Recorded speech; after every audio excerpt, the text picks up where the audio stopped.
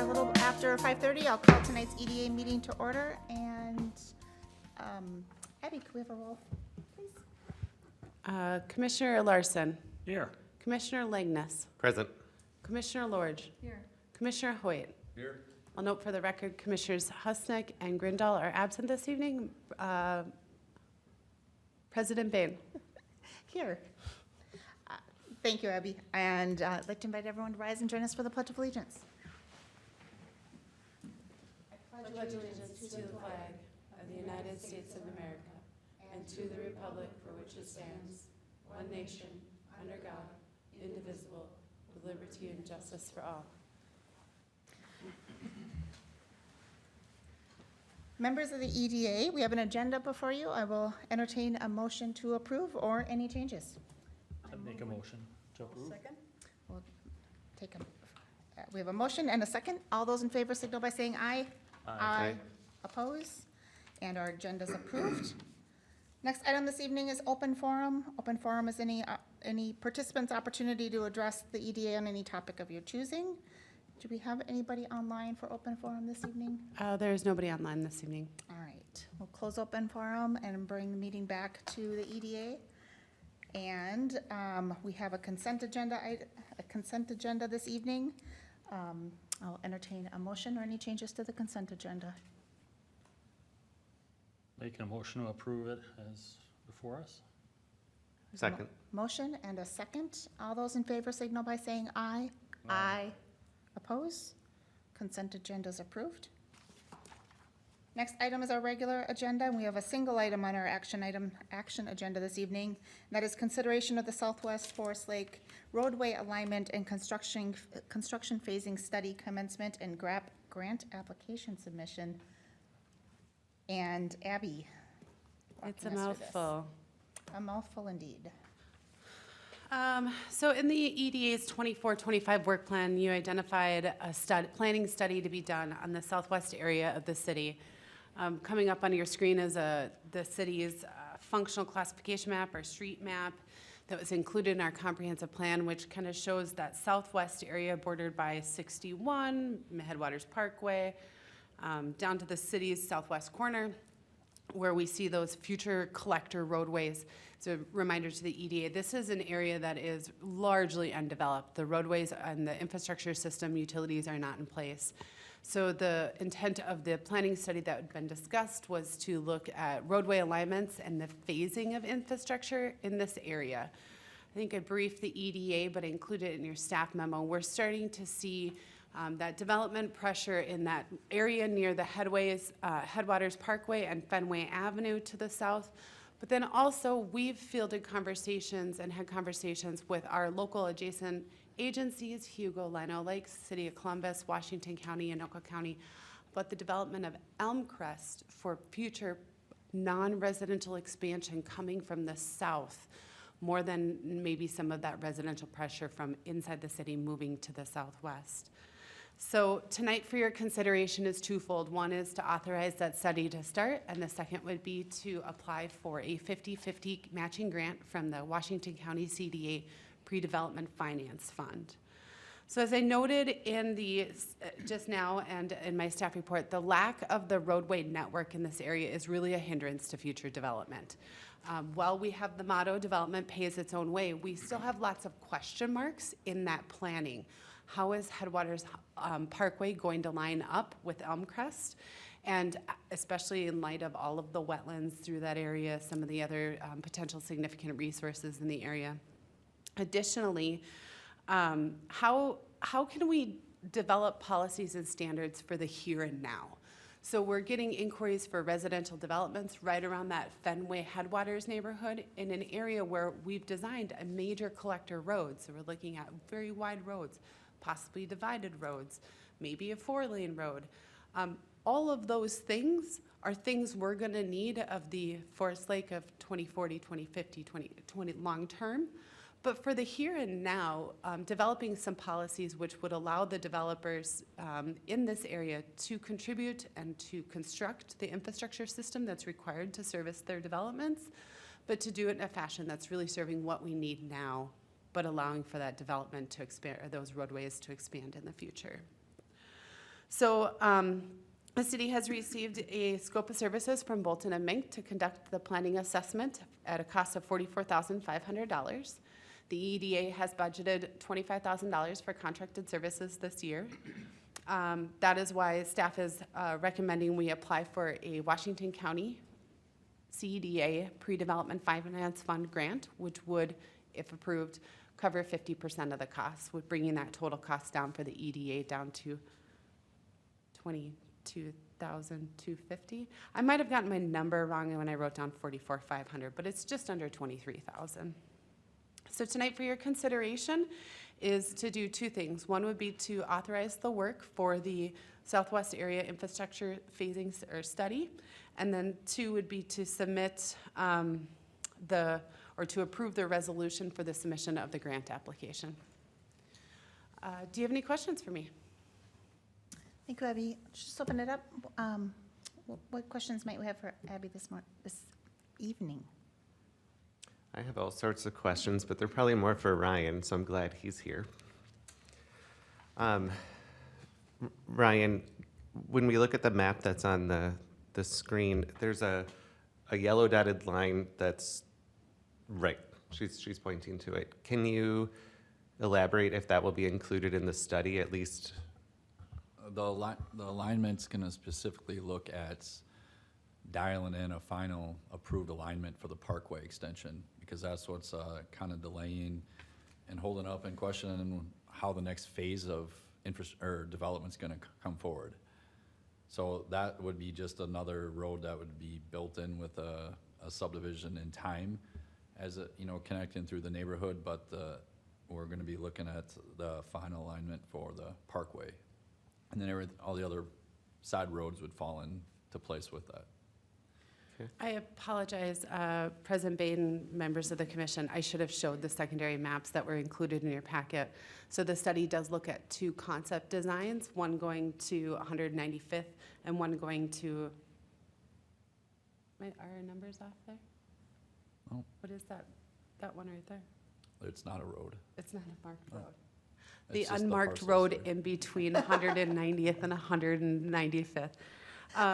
Even though the roadways kind of bend and curve and go straight the way they are, a lot of this is really going to depend on the wetlands and the area and how we might be able to best design that infrastructure to meet all of the engineering needs, safety standards, that sort of thing.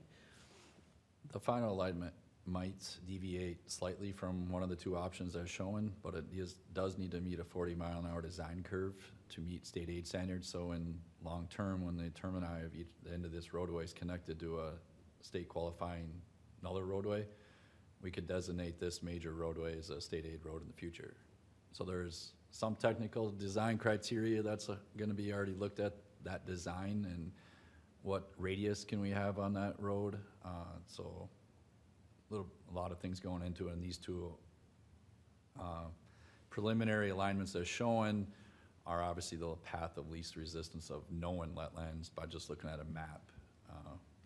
First thing would be to complete field work and complete the wetlands, and then go through the TEP process and stuff like that. I have a few other questions, President Bain, if Please. that's okay. The floor is yours. Ryan, could you correct me if I'm wrong? There is zero chance that Headwaters Parkway could eventually connect with I-35. Is that correct? That's correct. All right.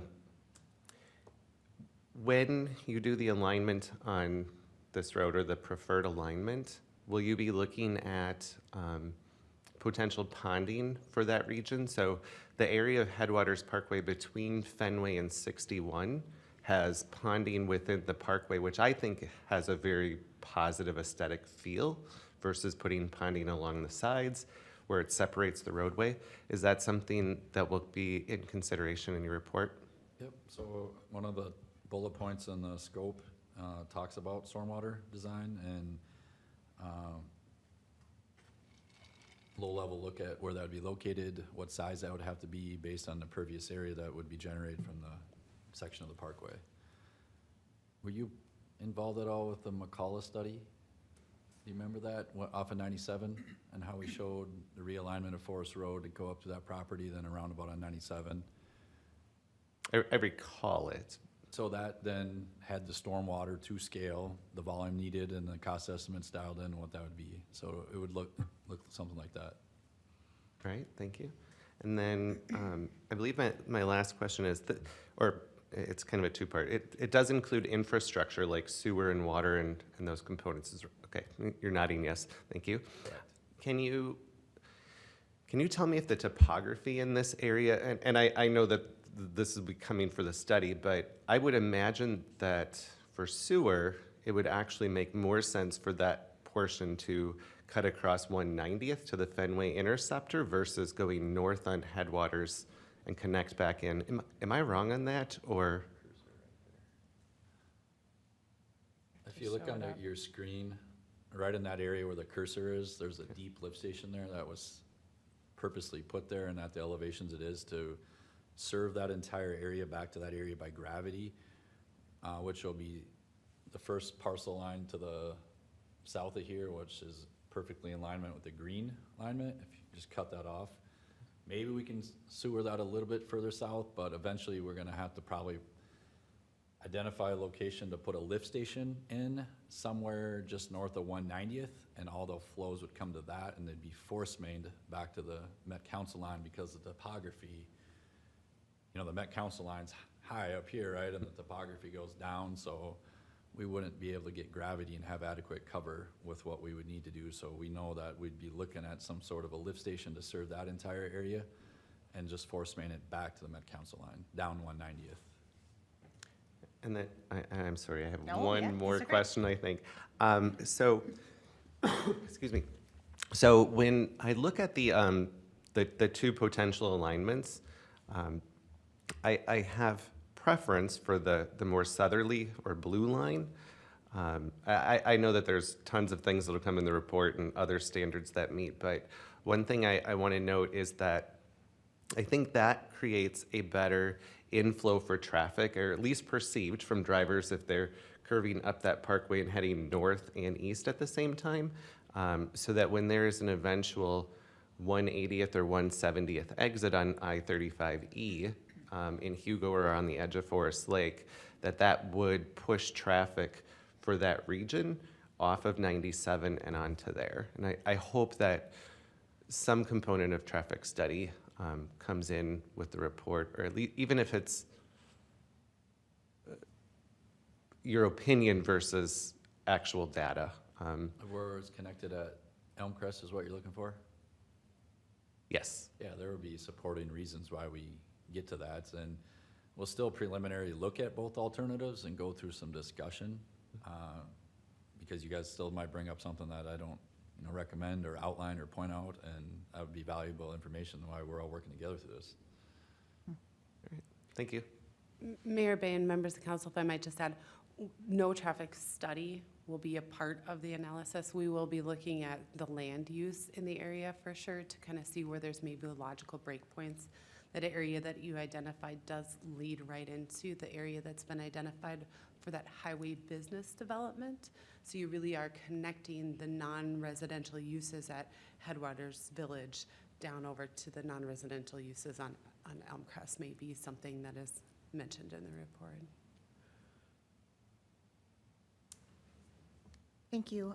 Are there any other questions members of the EDA may have? I only had one question related to timeline. I noticed this timeline, and the timeline that's outlined on, I think it's page 10 of our packet. Of course, I just scrolled past it. The outline that Ryan has listed on page 10 of our packet, are we maybe starting a little bit later? Are we anticipating a date later than February 2025? Yes, I do believe it'll be later than February 2025. Ryan's team has gone out to start some of the wetland delineation, so we were able to do that while the weather still was cooperating. So some of the work has started, but that work could be encumbered even if you didn't do the project. Funds are available in both community development and public works in terms of financing that if the project doesn't go forward. But yes, that February 2025 would probably get pushed a little bit later into the spring. Okay. Especially because we may not get all of the wetland assessment done. And then, do you anticipate the results of that report coming back to EDA Joint Council? What does that audience look like? And I think updates will be provided to the EDA and the council, opportunities for input to both bodies, but then it would come to this body.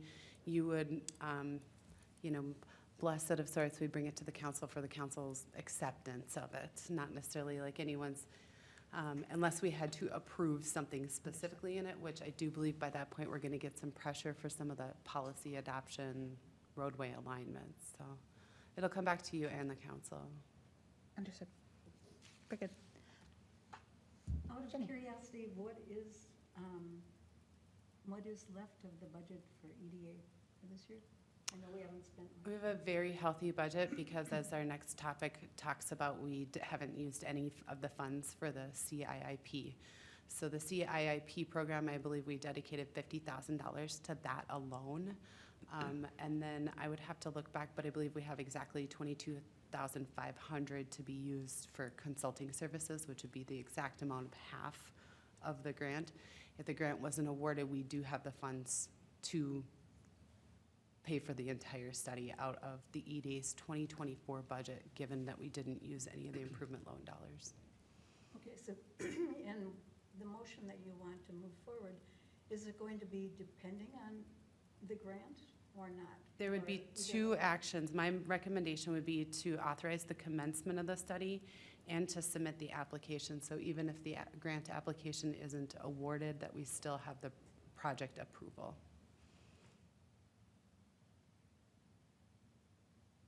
Perfect. Any other questions? All right, so two separate actions tonight. The first being approval of the project commencement. Anyone ready for a motion?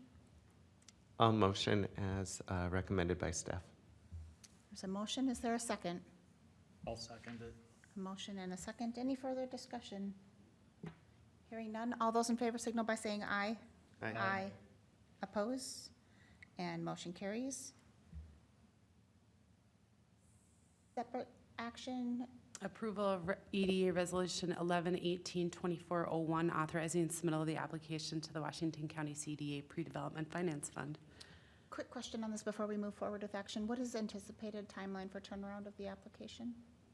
We can defer to Chris. Chris's team, though, meets this week. I was reluctant to have it on his agenda before this body Fair. had. So the actual grant submission won't be considered by their board until middle of December. So Chris will have it in the next couple of weeks. He said he'd take a look at it. Turnaround on review and approval, Chris? President Bay, members, the CDA board meets every third Tuesday of every month, so December 19th will be the consideration and hopeful approval for the consideration of the application. Very good, thank you. And again, I know you said this, but I just want, bears repeating, there is money in either budget or fund balance to cover should There is, be yes. a recipient of the grant funds. Okay. Any other questions related to the grant application? All right, I would move that EDA approve resolution 11-18-2401. Is there a second? Second? Motion and a second. Any discussion? Hearing none. All those in favor signal by saying aye. Aye. Oppose? And motion carries. We're going to move into a couple of discussion topics that don't require official action this evening. Anything that we talk about that requires official action will come back before the EDA for approval. First item is the 2024 Chamber of Commerce BR&E Annual Report and 2025 Agreement. Great, thank you, President Bay and members of the EDA. Included in your packet was the annual Chamber of Commerce year-end report for business retention and expansion efforts. As the EDA might remember, we contract services with the Forest Lake Area Chamber to conduct certain outreach and engagement opportunities with our local business community. Included in the report goes through all the parameters of the agreement that we have with the chamber and how the chamber is meeting those expectations. I noted in my staff report that they've been substantially meeting our expectations for a number of years. So tonight before you is just discussion of the annual report, and Annette is here to chat with you if you have any specific questions or want to give kudos with anything in particular. The other thing for your discussion is we would want to have an amended agreement or a new agreement for 25 back before you in December. So whether or not there's direction to staff to amend the agreement. I noted 2 areas that you might just want to consider is whether or not the EDA would like to see any specific measurements or indicators in our B&RE program. We've been in discussions with more tailored business outreach efforts and whether or not there's anything we want to be asking of our local businesses. Have asked the chamber to track for us. We've already talked about things like size of the employer, number of employees, products offered or made or whatever. So some of that baseline data is already things that the chamber is going to start collecting anyways. And then one of the provisions in our agreement is that the chamber would partner with us on one city-sponsored event. We've kind of the last couple of years really looked at Hometown Holiday to be that, where the chamber's been helping us get volunteers and sponsorships. So whether or not the EDA had any input on that matter, because it does say a city-sponsored event or program, and so I didn't know if the EDA had any specifics on that. Lastly, in the annual report from the chamber is making the request for an increase to $10,000 a year for 3 years. If we would agree to the $10,000 a year, they would like a 3-year agreement. Staff thinks that's appropriate. We don't have an adopted 2025 budget, but our 2025 budget didn't necessarily accommodate that $10,000 increase. However, the EDA's budget, if approved by the council, could accommodate that $2,500 increase if we used less program funds from the incentive and program. So it just could offset that somehow else. In other words, the money could be there for next year, but it's not dedicated at the moment to the chamber. We could reevaluate how we're going to spend our money next year. So Nanette is here to discuss this with you. Do you have any questions for me at this time? Any questions for Abby? What is the current amount? $7,500 in 2, so it's a $3,750 paid twice a year. I did have one. Yeah, please. Abby, do you know what the historical cost has been for like the last 5 years or so? Yeah, so this year and last year were $7,500, and then that was an increase from the years prior. I'd have to go back and look. I don't remember what that increase was. Maybe Nanette knows better. Yeah, it was 5,000 prior to a And couple of years ago. had been 5,000 for quite some time, I think. Yeah. Like we'd gone a long time without any sort of an increase. I think also, oh, go ahead. Yeah, there was a, excuse me, President. Go May.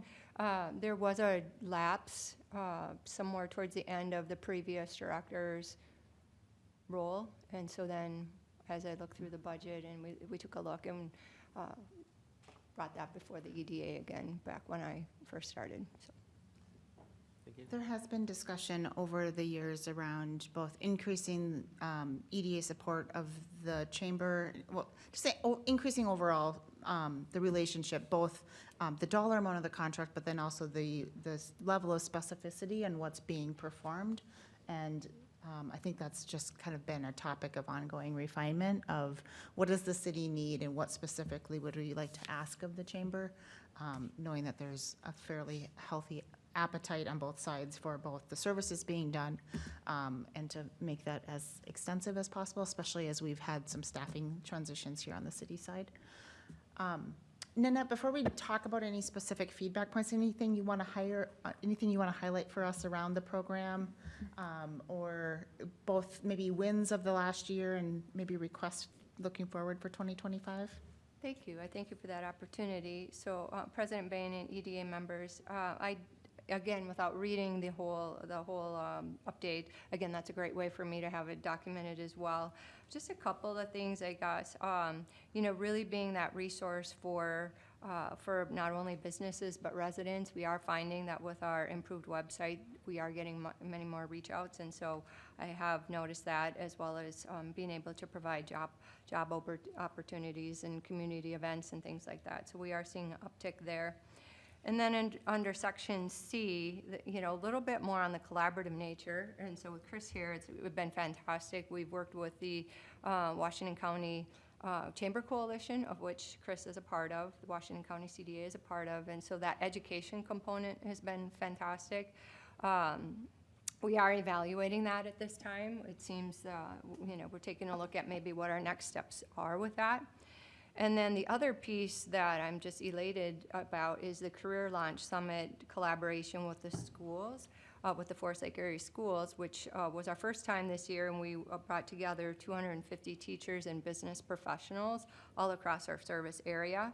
Again, that's not Forest Lake specific, but again, engaging with both members and non-member businesses. And so that was really, I think, in my opinion, a win-win. And as we talked with the schools and Chris Eng here with the Washington County CDA, we decided that that's definitely a relationship we'd like to continue. So having that collaborative piece, I think, is fantastic. Let's see. I think the rest of it's pretty straightforward. We are, Abby mentioned our work with the Hometown Holiday, and we definitely have stepped that up a step or two for this year. And so I guess the proof is in the pudding yet on how that all goes, but we're very looking forward to another great event. Last year was fantastic, and so again, just bringing that up a notch, I think, is fantastic as well. Then there's one other piece, Abby, I thought I'd bring up. So probably, 6 months ago, maybe even longer, Abby, Tyler Hilsebeck with Open to Business and I had a conversation about a leave behind piece when we are visiting businesses. And so fortunately, just in the last month to 6 weeks, we decided that yes, we'd like to move forward. And again, what you have before you is a rough copy. Again, none of the content has been proofread or anything, but I wanted to have this for you today, just as a general piece. That's a collaboration between the City of Forest Lake, the Chamber, and Open to Business, with the support of the Washington County CDA. And so this will be a wonderful piece for us to use as we make those visits and have a leave behind. Also bringing to the point of some of the other services, again, because when we visit, these things maybe don't come up. And so I really like the fact that we're also mentioning the City Improvement Assistance Program as well. So, and with that too, and follow up to that, we've had conversations, both Tyler, Chris and I, on doing some visits together. And so targeted visits, depending certain types of businesses for Chris, and with Washington County CDA, and then Tyler, a different set of businesses for Open to Business. So with that, I'll entertain any other questions you might have. Thank you, Nanette. Any questions for Nanette? Any points of feedback on the program overall for 2024, or thoughts going into 2025? Are you finding new businesses are reaching out to you as far as background and stuff of the city or not? Would you repeat the question? Would you find that some of the people that are coming into the city for new businesses, are they reaching out to you and kind of exploring what the program offers for them as far as a new business or insight? We do. Again, it depends on where they come from. Sometimes, Abby, it's kind of a collaboration as to how we find out about new businesses, and so we're constantly informing each other where we're at with that. But again, I think we have seen a definite uptick in, I'm trying to think we just had one recently, as far as looking for information on relocating or new businesses as well, so Okay, definitely. thank you. Yep. What's your membership total? Chamber membership is at 232 at this time. And do you know how many new this year? I should know, yes, I do know that. There are 32 new members, 33, sorry. We added one this month. Just to comment that I think the chamber has done a phenomenal job under Nanette, and I can't believe the growth since you've come. Went to the gala, sat with Chris and Abby. It was packed, and a lot of new faces I don't know, a lot of businesses that I had no idea were in there. So I think you're doing a phenomenal job. Great. Love the more collaboration with Chris and with Abby. And I know the outreach you're doing, and I know the joint chamber regional things you go to, very, very active. And it shows in the numbers. So I think it's dollars well spent.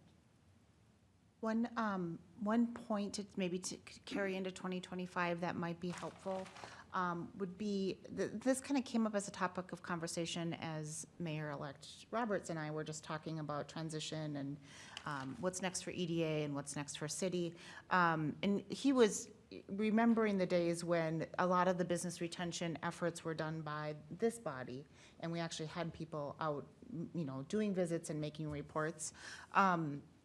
I think it'd be helpful, now that we've kind of transitioned that on to the chamber, which I still think is the right move, I think it'd be helpful to do sometime in 2025, maybe end of first quarter, just a specific working group, a working session of the chamber staff, this body, upstairs, informal, of just walking through what that program looks like.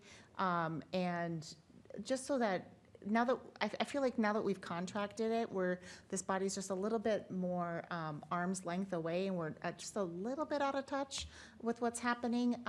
And there, you may find some level of interest in additional involvement that is wanted, or just some knowledge transfer of what's happening, just general awareness in an informal working session, I think would just really be helpful.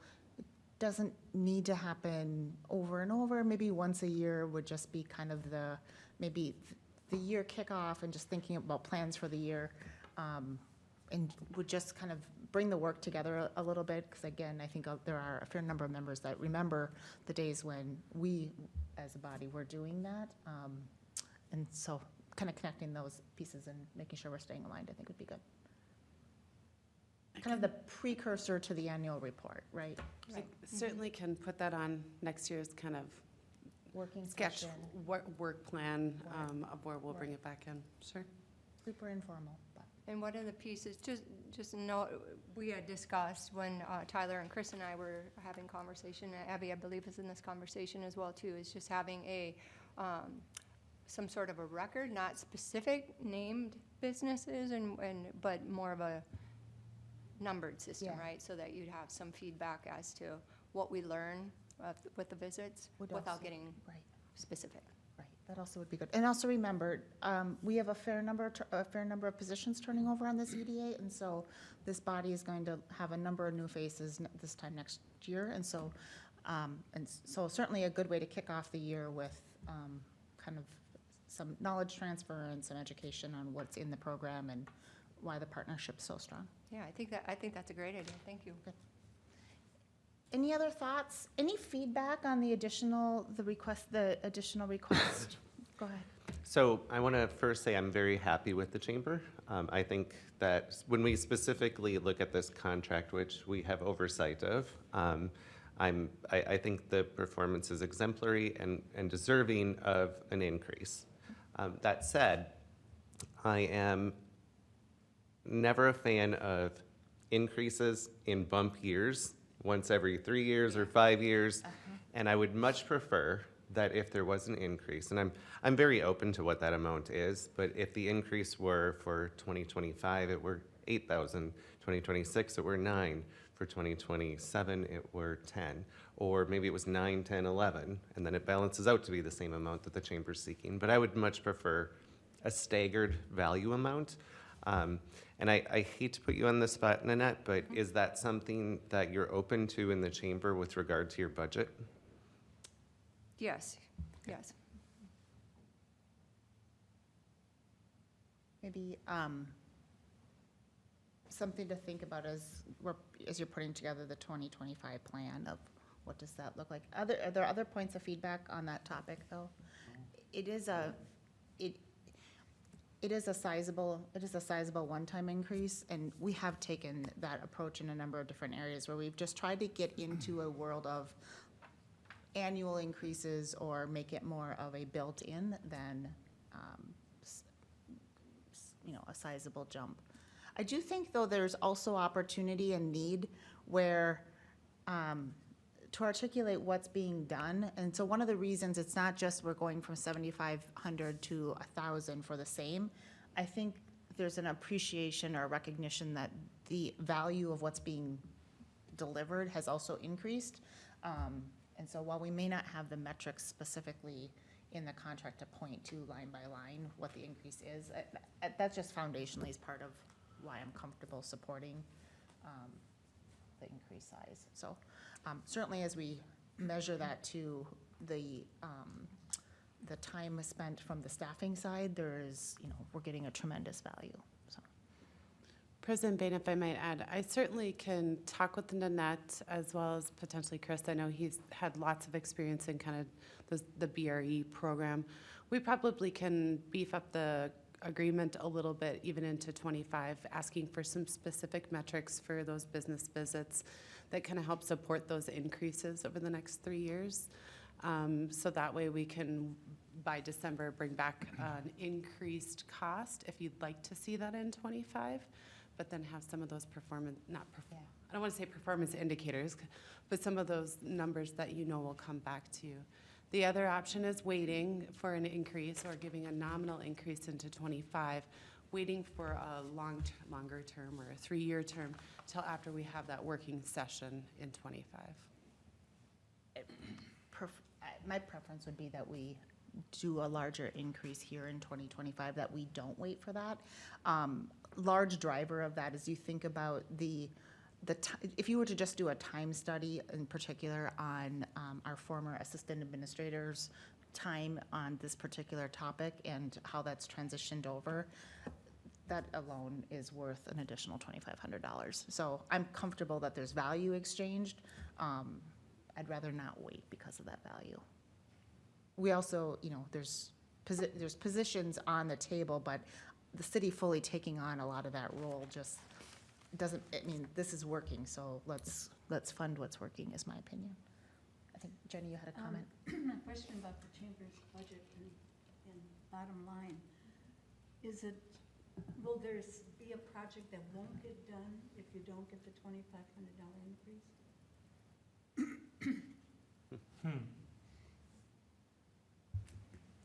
She knows me oh too well. I can't speak directly to what that might be. So the additional funds, will that be going for additional hours for your assistant? Would it be going for printing and getting, more publications out? Attending trade shows? Definitely, more staff time involved in, and logging the visits and that kind of thing. That's where I can see staff time would be, keeping track of what our metrics, which we've already decided as a entity, our group, that we feel that would be valuable, and also prevent duplication. So I think that, that for us to do this, whether the money's there or whether it's not, I think it's a necessary, it's a necessary tracking. And so that's why I'm hesitant to say that it won't happen. That seems a little, I'm just not comfortable making that statement. Yeah. I can appreciate it's not, it becomes a built into the foundation of what you're doing. So Yes. to specifically, I can appreciate that challenge. And that's part of the reason why we have a bit of a similar challenge on measuring what the city assistant to the administrator was doing as well. It was a portion. Do we have a exact time and hour tracking study to point to of exactly what it is? No, but is it substantial and valuable? I'm comfortable that it's at least the value of what's being proposed, so. Well, the reason I asked was I'm in favor of the $2,500 now, because if they've got it in the bank, she doesn't have to worry about, okay, where are we gonna get the funds to do this? How are we gonna pay for going there? It's there, it gives them a comfort level and a little, something to fall back on. If something unexpected comes up, something unexpected opportunity comes up, then she doesn't have to come back to us for project funding. Right. It's there. So I'm really in favor of not stepping it up, but just doing the $2,500. And Jenny, in regard to your comment, one of the things that is on our plate is hiring, and so I think that's from our standpoint, a capacity piece. We are looking to hire another person at a part-time level. So again, how, does this increase affect that? Of course it does, because it's all part of the puzzle, so, if that helps. And your operation runs so well, and as you grow, you know that you're gonna need Right, more man-hours, so. right. So maybe a question that helps to kind of, because we've had a number of large step-ups, do we, like, as a group, anticipate that this one-time, like, $2,500 bump to this level, does that get us to the point that we can look to more normalized annual increase from this point going forward? I think to your concern is that, are we going to be jumping in 2026 by another 2,500? And I think what we would be looking for is, no, this gets us to a long-term operating position that now we can take kind of annual cost of living type adjustments. Is that, I'm seeing some heads nod, does Yeah. that seem to be That- kind of the that- longer term? Exactly, Okay. that's exactly where my mind is at. Does that give you some So, comfort level of?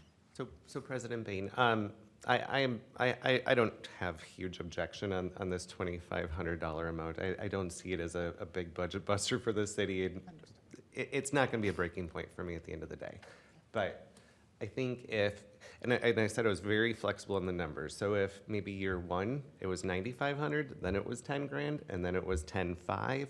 I wanna see some sort of staggered increase in that plan, so we can look back in 3 years and say, here's the increase we've had, and we have some sort of normalization moving forward versus, and if that means a huge bump in year one to play catch up from where we've not had it over the last few years, I think it's a good conversation for staff to have with Nanette offline versus us to try to negotiate a contract here in a public meeting. I will say, I did look back, that $5,000 payment went back to, as the best I can tell in our records, at least 2020. So I agree with you, Commissioner Langness, that overall, I don't mean to jump in, President Bain. I hear a lot of you in support for the chamber continuing the agreement for 2025, that an increase is appropriate, that you may be favorable to even a longer-term 3-year agreement, but that Nanette and I should go and talk and bring something back to you at your next meeting. Well summarized. Great. Excellent. That's the only direction I need at this time on that one. Perfect. Do you mind if I move right along? I Yes. know some of you have a meeting after this. Next on the agenda tonight was the Commercial Incentive Improvement Program. So for some of you that may or may not know, in 2015, the city created a downtown and a Highway 61 exterior incentive program, essentially helping offset costs associated with renovations to the exterior properties. My understanding is it was a fairly underutilized program, and in 2022, this EDA expanded it to include a couple other zoning districts. We haven't used the program since. And so I think that there's probably 2 factors. I note this in my staff report. One is, well, in addition to, I think, that there just hasn't been general marketing of it. One of the items, the challenges, is it's a cumbersome process. So if many of you have worked with me for a little while, and if you don't know, one of the big things that I'm kind of big about is what's good for our business community, what's good for our development community, what's good for our residents is easy, understandable processes. And right now, the process that's identified, I don't think I could go through it right now confidently to know that I did all the touch points that needed to go with the EDA and the applicant. Also, there's a lot of checkpoints for the applicant to come back to the city, which generally just tends to dissuade people from wanting to do things in the first place. And then secondly, I just really question why this program isn't open to all non-residential properties. So I've received a couple inquiries for a property owner that owns a piece of property on Highway 8 in the B3 district, which is kind of a little bit more industrially. This is maybe where a lot of our stuff back behind Target is located. Some of our dealerships are located. I actually have a zoning map in the packet, and it would make more sense to show you that than just get you all to be thinking of those areas. But I question why it is we're not necessarily allowing for not the dealerships, but where the Ford dealership is, why we wouldn't be allowing for it in these areas where arguably might need a little infusion of cash or an incentive to do some exterior work. So up in Highway 8 area, and then again, that back behind Target area that I was talking about. So tonight, I'm coming for you just a brief discussion, because we are getting a little tight for time tonight, of whether or not you're favorable to amendments to the program in two ways. One, I know that I need to change the point of contact to Dan Undum, or from Dan Undum to myself. But two, to streamline that process for greater efficiency, so that might be a little bit more favorable to applicants. And then to see your interest in opening this up to all non-residential districts. I will note, if you did take a quick peek at the new brochure that the Chamber has drafted, one of the things that we do include in here is city improvement assistance. So just, it would really help by allowing for any non-residential property, so that Nanette doesn't have to know our zoning code before she goes out on a BR&E visit. Yeah. So, any thoughts? I would just add, so I would advocate that the EDA take this move, make the process simpler, and also expand to all non-residential. I would also just add, there is a self-governor in that the funds, the fund is limited by budget, and so should we have the good fortune of having all sorts of interest and all sorts of applications, there is a natural governor that just says when we're done at the end of when we're fully funded at the year, program's closed until the next year. I don't know, maybe that's happened once. And so because we're continuing to fund this and it's underutilized, I don't really see much harm in opening it up. Should you find that there's all sorts of applications that come in for things that are not palatable, you can always come back and modify the program. But just my 2 cents. One of the things, if you don't mind, I didn't include it in here, but that I have thought about too is just process efficiency. It's processing them 4 times a year. So you kind of get to see all of the applications at once. Those would be, though, after the fact projects often, and we want to try to catch them on the front end, because ideally we want them to come to you, you guys say yes, bless it, and then they never even have to come back before you again, so. Any other points of feedback? Go ahead. I have 2 questions. So Abby, I'm looking at page, I think it's 28. Yes, 28. Under ineligible properties, it states that properties owned by corporate chains, multi-state chains would be excluded. However, local franchisee owners are eligible to apply. Can you share why that clause may be in there? So one of a good example is our local Culver's. Culver's is a regional chain, but the actual owner is a local business owner. He owns his store. And so I think intent was we want to support our local owners, but not necessarily support giving funding to Target. Does that make sense? Target's an easy, maybe, one of the other larger box that might be owned by the actual company.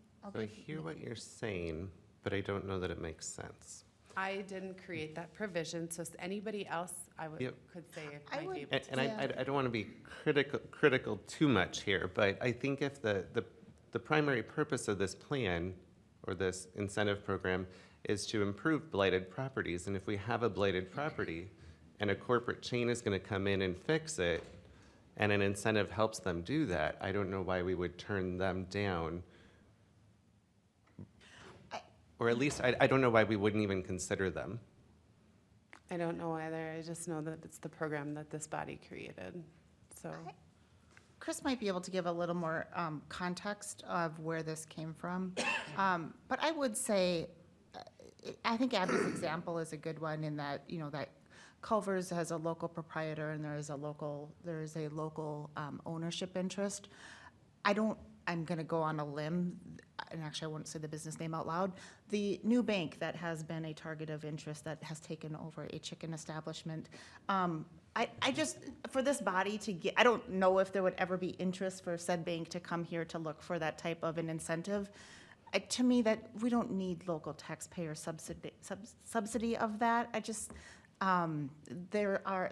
Those redevelopment decisions are made on a scale that are just so much larger than what this body is able to accommodate, that I would rather us really use those to really focus on local dollars that are more apt to stay here in the community.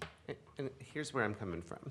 So if that said unnamed Yes, bank Yes, were to move into a said building downtown downtown Forest Lake that is extremely blighted and Yes. also the focus of a lot of Yes. conversation, yes. and they said they were going to move in there, and this incentive helped them do it, I'd be very pleased to have I that understand application that. come in front of us. And so I think all these applications would come in front of us. I just don't want to prohibit them right off the bat from being able to come forward with something along those lines. And if it means that they have extra stipulations, if they are a large multinational or multi-state corporation, I'm happy to have those clauses in there and focus on the local side, of course. I see that same value, but that was one point I would like to see changed in the program, or at least looked at. And then the second is on that same page, and this is more of a question. So item C, which says conflict of interest, and just for full disclosure, I have no ownership of any business property in Forest Lake, in part or whole.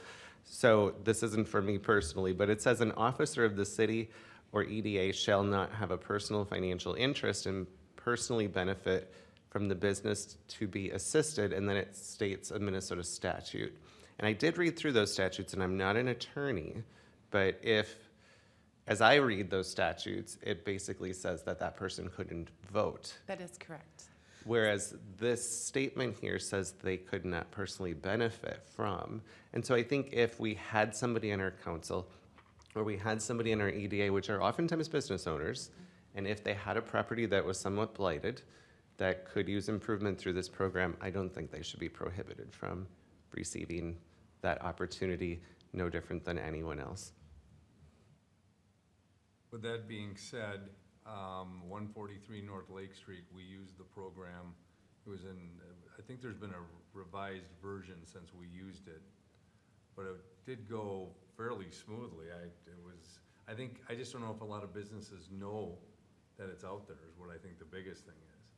I think,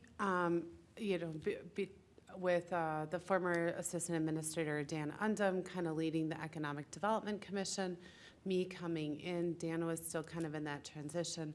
It wasn't until just about a year ago that Dan had left and you've got me. Before that year, I wasn't marketing anything, and then now this has been a year that marketing EDA things has been tricky. So I agree with you that I think there are a lot of property owners out there that do not know that this program exists, and I think that there is greater opportunity. I just don't know that we'd want to limit it to areas. So that's been my only thought. What is the maximum amount that you can receive back? $5,000, so 10% of a total project cost, up to $5,000, and you budget annually $50,000. So you can grant a minimum of 10 of these. The sky's kind of the limit if somebody just did a $10,000 project. It seems also a little low. That was gonna be would we consider increasing that and then, Can I get retro funds then? Probably for a Actually, no, different meeting. because there's a conflict of interest Yes. clause on page.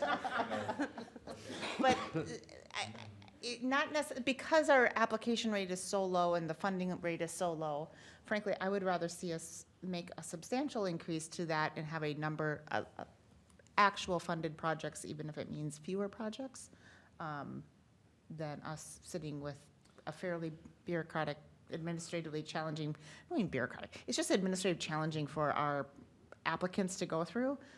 It's a lot for $5,000.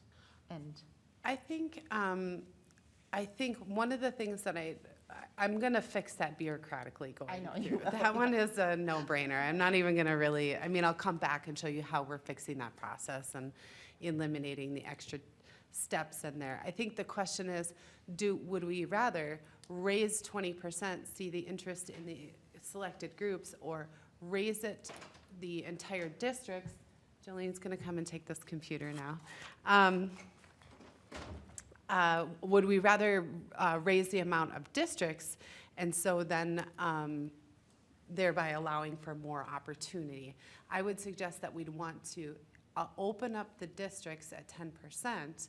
Then if there seems to be a greater increase or there aren't as many, maybe increasing that to 20% would be my recommendation.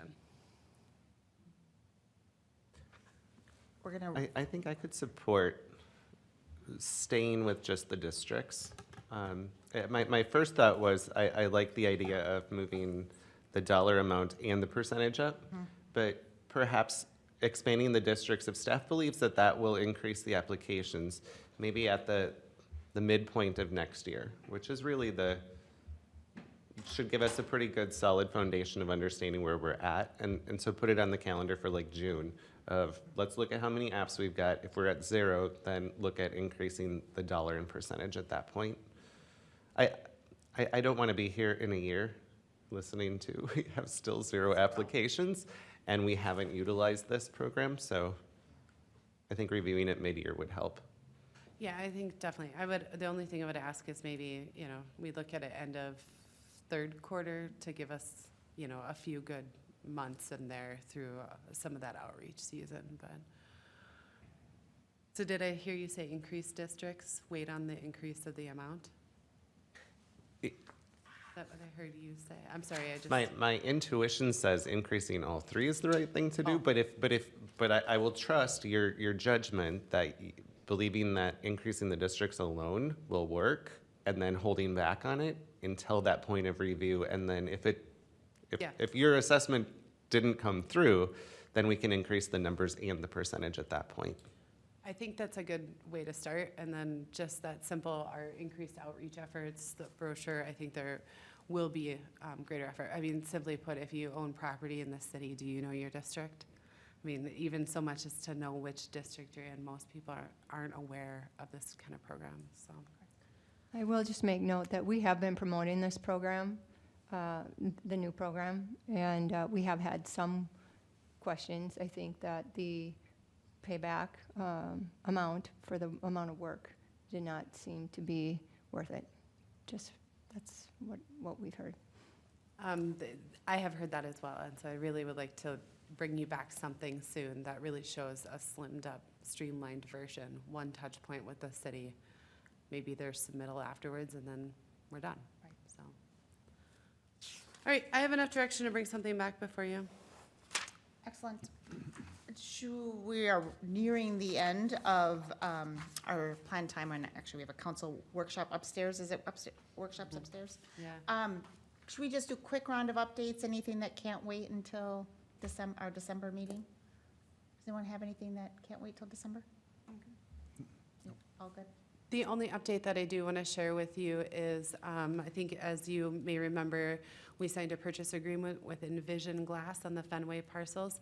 Envision has opted to not sign that agreement. They ran into some business challenges that made not purchasing the properties feasible at this time. It's very disappointing. We talked about it for quite a while to see if we couldn't even try to figure out one of the parcels, but they've just declined. So I will bring this back for discussion. I think we definitely can engage with the other land developer, but we also have had some interest and inquiries in the area for other types of, whether or not there's been question whether or not there is public uses for the properties and whether or not those are things we need to contemplate before we remarket these parcels. So I'll bring that back before you for discussion probably in December. Real quick, hope to see you all Friday, 6 o'clock, hometown holiday. Oh, yes, thank you. Hometown holiday, December 6th. We are still in need of volunteers. We're only about a quarter of the way there. We're doing volunteer assignments this week. So if you haven't signed up, please sign up online. I'll send out the link again probably tomorrow. Tree lighting at 6:45? 6:45. Hope to see you all there. And then we have our regularly scheduled next EDA meeting on December 9th at 5:30. And that will be our last EDA meeting of the year. With that, I will entertain a motion to adjourn. So moved. Motion, is there a second? A second. Motion and a second. All those in favor signal by saying aye. Aye. Oppose, and we are adjourned.